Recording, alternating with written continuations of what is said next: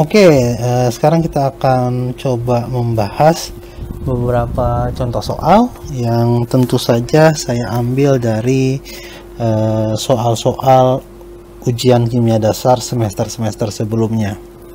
Perhatikan, logam transisi merupakan unsur yang memiliki beberapa sifat khusus akibat mulai terisinya orbital valensi D. Ya. Salah satu unsur logam transisi yang terdapat dalam sampo adalah Zn atau zinc. Tuliskan konfigurasi elektron logam Zn dan ion Zn2+. Nah, tentu saja kalian harus pertama kali mencari tahu berapakah nomor atom dari Zn. Ya, kalian perlu mengecek di tabel periodik, dan setelah kalian cek, kalian akan temui bahwa Zn memiliki nomor atom 30. Ya.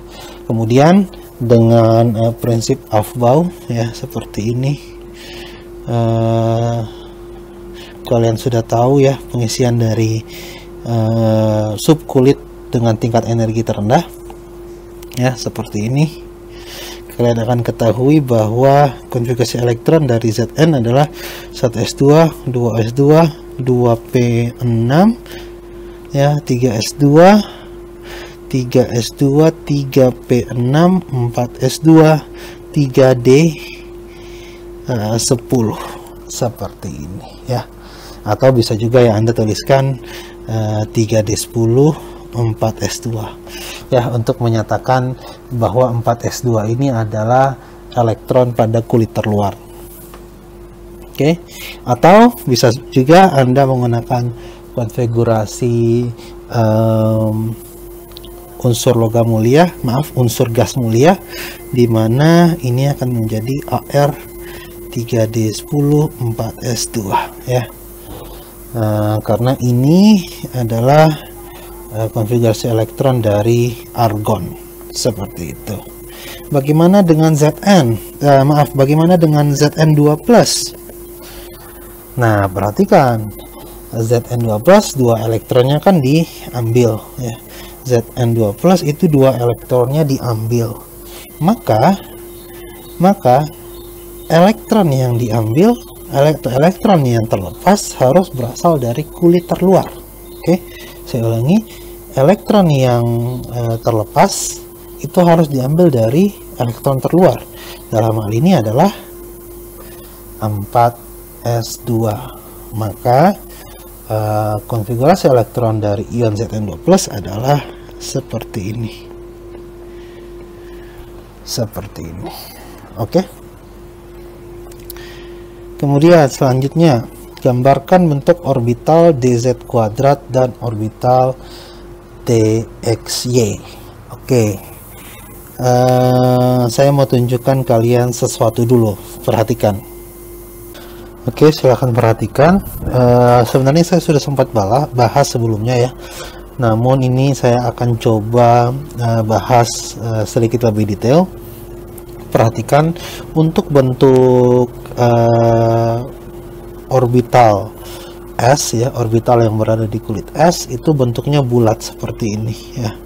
Bagaimana dengan 2s dan 3s, Pak? Sama, bentuknya juga bulat, tapi ukurannya saja yang lebih besar, ya. Jadi untuk S bentuknya seperti ini. Nah, untuk orbital P bentuknya ya balon terpilin, ya, bentuknya balon terpilin seperti ini. Namun ada 3 orbital di situ, ya. Untuk subkulit P ada 3 orbital, yakni Px, Py, dan Pz. Px artinya orbital P, ya, balon terpilin ini yang berada pada sumbu X, Py pada sumbu Y, dan Pz pada sumbu Z, ya, seperti ini. Oke, kemudian untuk orbital D di sini ada 5 jenis orbital yang berada di subkulit D. Ya, terdapat 5 jenis orbital yang berada di subkulit D, yakni kita lihat dulu yang pertama di sini 3DXY. XY ini menyatakan bidang X dan Y, artinya orbital D ini yang berbentuk 2 balon terpilin ini ada di bidang yang dibentuk oleh sumbu X dan sumbu Y seperti ini. Kalau DYZ berarti berada pada bidang YZ, bidang yang dibentuk oleh arah sumbu Y dan Z. Begitupun untuk XZ, berarti ada di bidang XZ, ya, bidang yang dibentuk oleh sumbu X dan Z, seperti itu. Oke, kemudian ada dua lagi, ya, dua lagi tipe orbital tipe orbital D yang lain, yakni orbital dx kuadrat minus y kuadrat. Ini menunjukkan bahwa orbital D, ya, dua balon terpilih ini ada pada sumbu Y dan juga sumbu X. Kalau yang tadi kan berada pada bidang, ya, berada pada bidang di antara sumbu. Kalau ini berada pada sumbu X dan juga sumbu Y, ya, dx kuadrat minus y kuadrat. Kemudian yang terakhir adalah orbital dz kuadrat, ya. Bentuknya seperti ini, ya, ada balon terpilih, ya, yang berada tepat pada sumbu Z, dan ada ini seperti sabuk di sini, ya, seperti sabuk di sini. Nah, ini adalah orbital dari dz kuadrat, seperti itu. Nah, sekarang kalian bisa menggambarkan bentuk orbital dz kuadrat dan juga orbital dxy, ya. Kita bikin dulu sumbunya seperti ini, ya, di bidang kartesian, ya, 3 dimensi. Ini z, ini y, ini x, ini y, ini x. Orbital kita coba dxy dulu, ya. Dxy berarti bidang yang berada yang dibentuk oleh sumbu X dan Y, berarti yang ini, ya, 1, 2, ya, 3, 4 seperti ini, ya, apa namanya bentuknya, ya, berada pada bidang yang dibentuk oleh sumbu X dan Y, dxy. Kemudian untuk dz kuadrat, ya, balon terpilih di sini, kemudian ada cincin seperti ini. Ini orbital, ini sumbu Z, ini Y, ini X, ini orbital dz kuadrat, ini dxy, ya, seperti itu. Selanjutnya, tentukan sifat magnetik logam Zn dan berikan penjelasannya. Nah, bagus sekali nih soalnya. Saya perlu jelaskan dulu bahwa sifat magnetik itu umumnya ada dua, ya, paramagnetik dan diamagnetik, ya. Nah, paramagnetik artinya dia dapat dipengaruhi oleh medan magnet, ya, dipengaruhi oleh medan magnet atau tertarik oleh medan magnet. Sedangkan diamagnetik artinya tidak dipengaruhi atau tidak terpengaruh atau tidak ditarik oleh medan magnet, ya.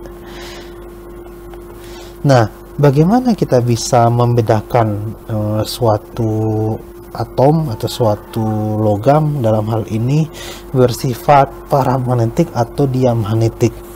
Kita lihat susunan elektronnya. Apabila ada elektron yang masih belum berpasangan, ya, apabila ada elektron yang masih belum berpasangan, maka dikategorikan sebagai paramagnetik, ya. Masih ada elektron yang belum berpasangan.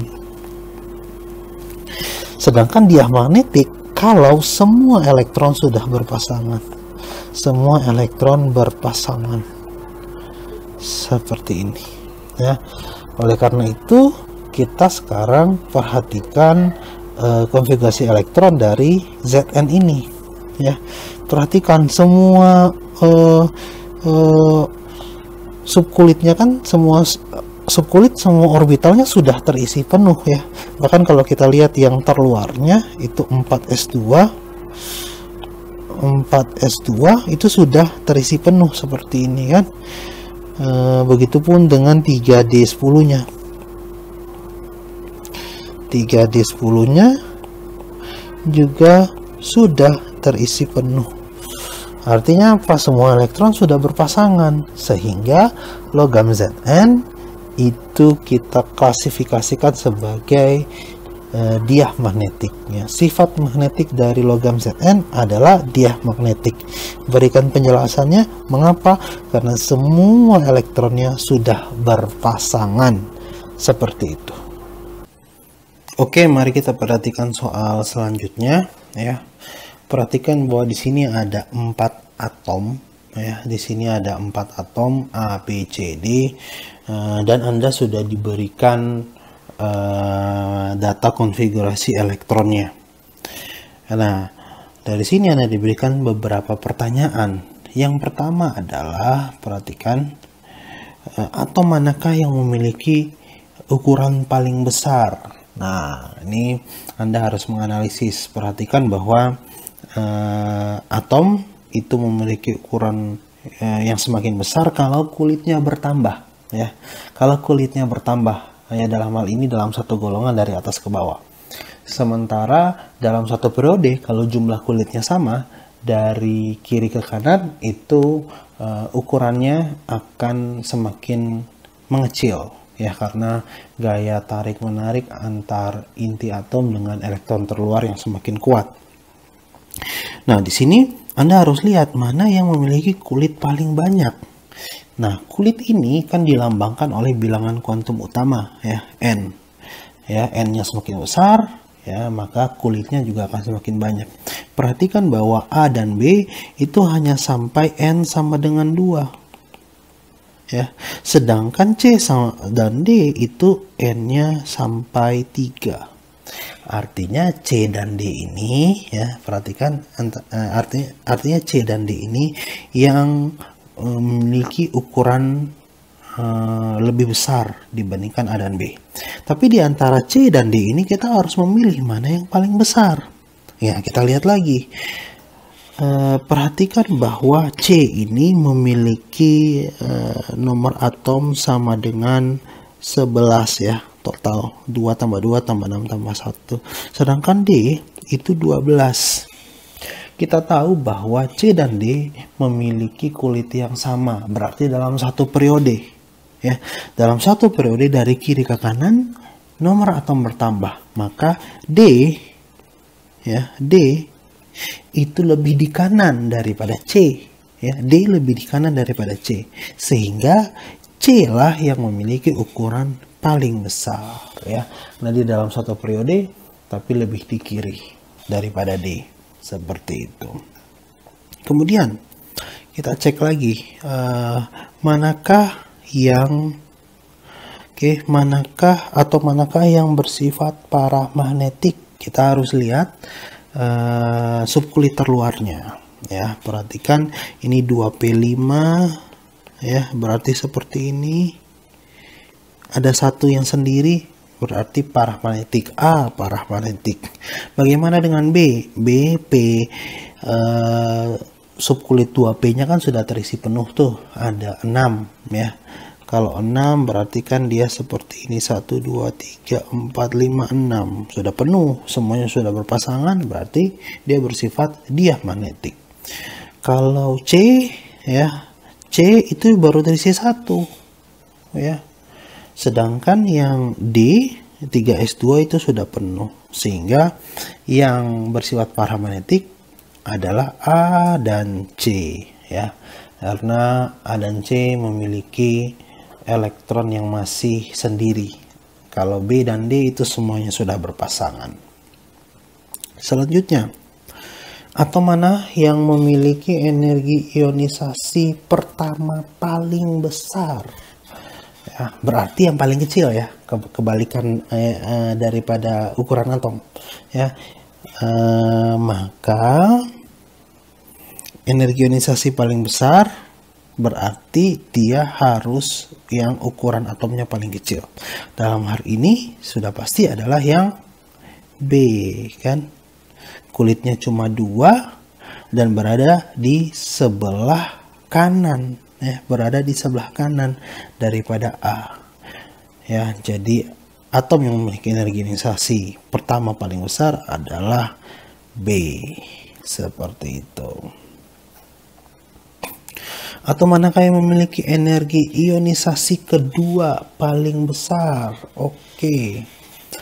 Perhatikan sekarang ya. Perhatikan bahwa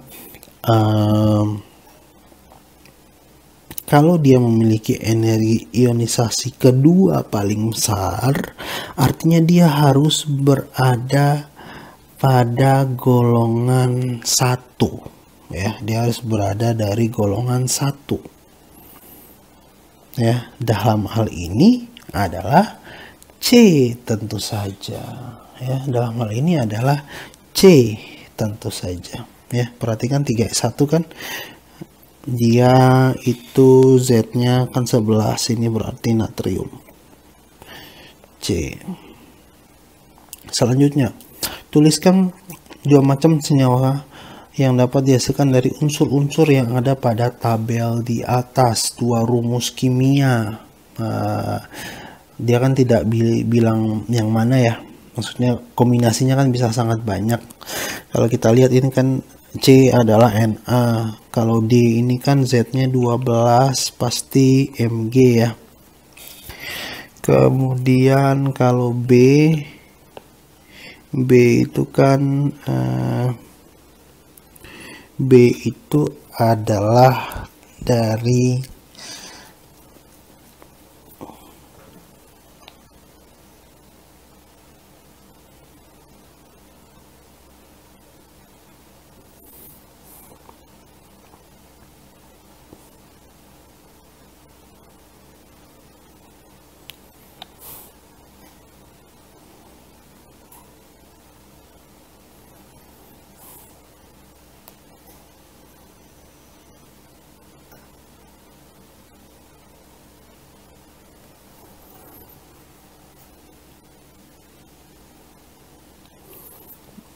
KB itu adalah neon ya, Z-nya 10 ya.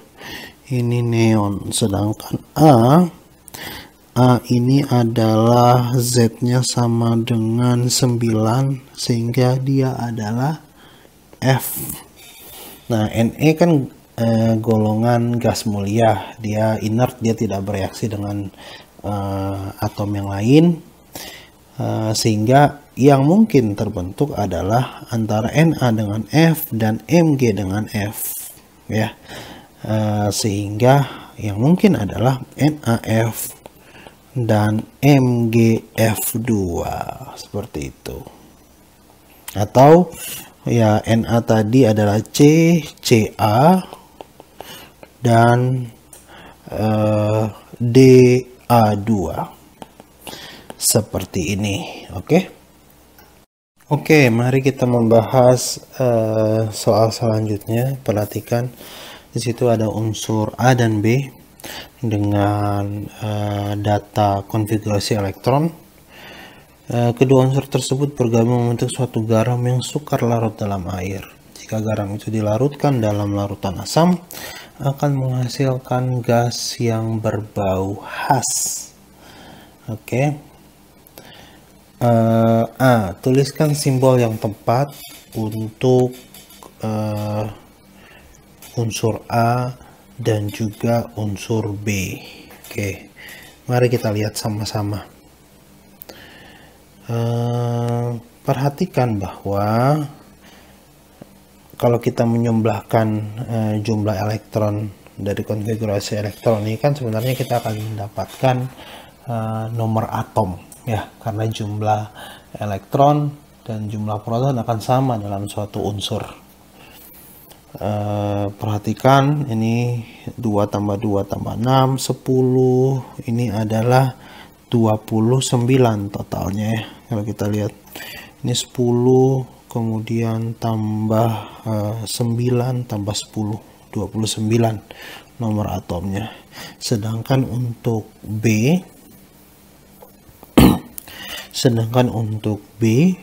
itu nomor atomnya adalah 16 ya. kita tahu, kemudian kita bisa konfirmasi ke tabel periodik, kita akan dapatkan bahwa untuk nomor atom 29 itu adalah unsur Cu, tembaga ya. Sedangkan untuk unsur dengan nomor atom 16 kita tahu itu adalah sulfur ya, seperti itu.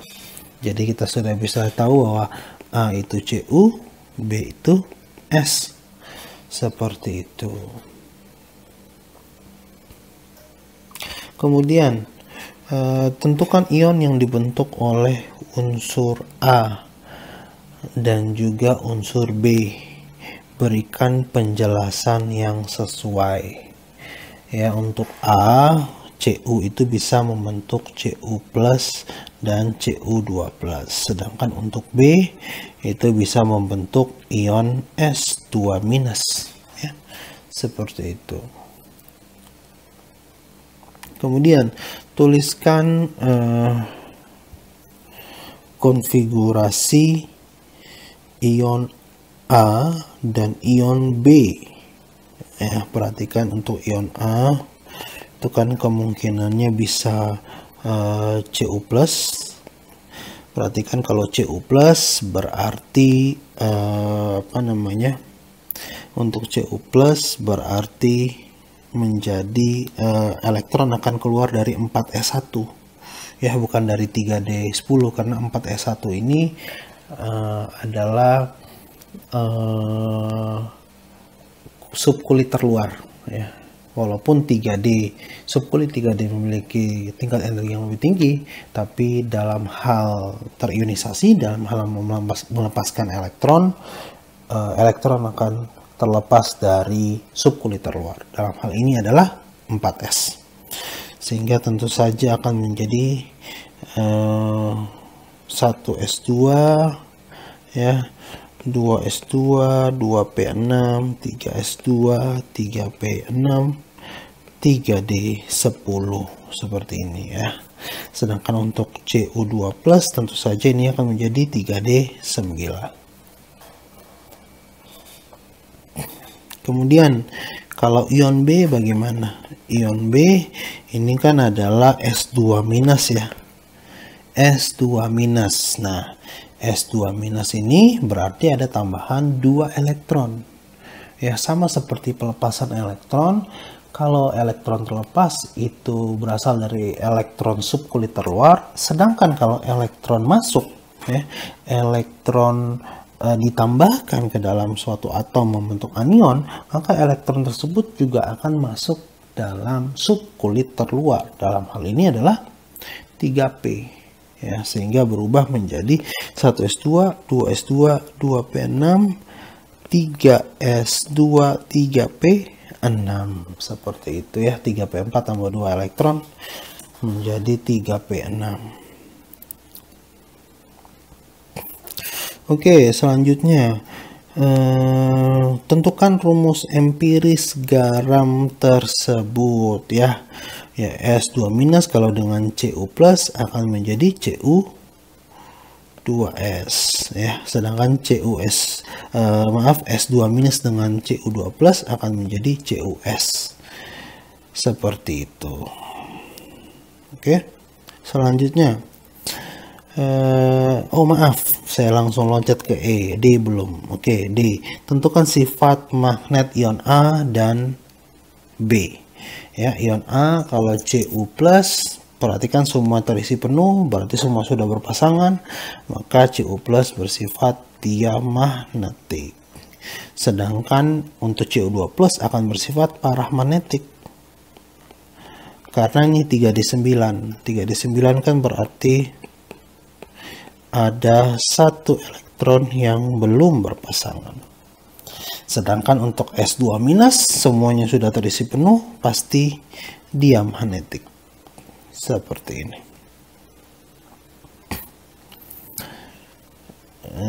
Kemudian F ya, jika satu elektron dari atom A tereksitasi dengan menyerap foton dengan panjang gelombang 600 meter, tentukan energi cahaya dalam joule ya yang diserap oleh atom A. Nah, untuk seperti ini gampang saja, kita langsung gunakan rumus energi proton ya, E sama dengan H kali C per lambda. Oke. Tentu saja H ini adalah konstanta Planck ya, 6,63 kali 10 pangkat minus 34 joule second, kemudian dikali speed of light C 3 kali 10 pangkat 8 meter per second dibagi dengan lambda. Lambdanya 600 nanometer. Kita tahu nano itu kan berarti 10 pangkat minus 9. Berarti 600 kali 10 pangkat minus 9 meter. Ya, nanti energi akan kita langsung dapat dalam satuan joule, yaitu 6,63 kali 10 pangkat minus 34 ya, dikali 3 kali 10 pangkat 8 ya, dibagi 600 kali 10 pangkat minus 9. Kita dapatkan angka sebesar 3,315 kali 10 pangkat minus 19 joule seperti ini ya. Jadi 3,35 kali 10 pangkat minus 19 joule ini adalah energi ya, energi yang diserap oleh atom A ya ketika satu elektronnya tereksitasi seperti itu. Loh Pak, kok kecil sekali? Iya, kecil sekali karena untuk satu atom ya, untuk satu atom Cu. Bagaimana kalau 1 mol Cu? Kalau energi yang diserap untuk 1 mol Cu, maka angka ini kita kali dengan bilangan Avogadro, yakni 6,02 kali 10 pangkat 23 per mol ya, per mol. Tentu kita akan dapatkan nilai sebesar 3,315 kali 10 pangkat minus 19 kali 6,02 kali 10 pangkat 23, yakni sebesar 199.563 joule per mol ya. Atau kalau kita bagi 1000 menjadi 199,563 kilojoule per mol. Seperti itu. Oke, sekarang kita lanjut. Masih ada? Masih. Afinitas elektron unsur A dan B masing-masing adalah minus 119 dan minus 200 kilojoule per mol. Unsur manakah yang lebih mudah terbentuk? Unsur yang lebih mudah terbentuk tentu saja adalah B. Ya, kenapa? Karena perhatikan afinitas elektronnya lebih negatif ya. Negatif kan mengisyaratkan bahwa dia melepaskan energi. Ya, negatif menunjukkan bahwa terjadi pelepasan energi. Kalau terjadi pelepasan energi, maka tingkat energi itu akan berkurang atau semakin rendah. Tentu kita tahu bahwa semakin rendah tingkat energi, maka akan semakin stabil. Ya, karena semakin stabil maka semakin mudah terbentuk. Ya, dan tentu saja S itu golongan yang non logam itu cenderung untuk membentuk anion, sedangkan golongan yang logam cenderung membentuk kation. Seperti itu ya. Jadi B itu lebih mudah membentuk anion atau lebih mudah untuk menerima elektron. Seperti itu.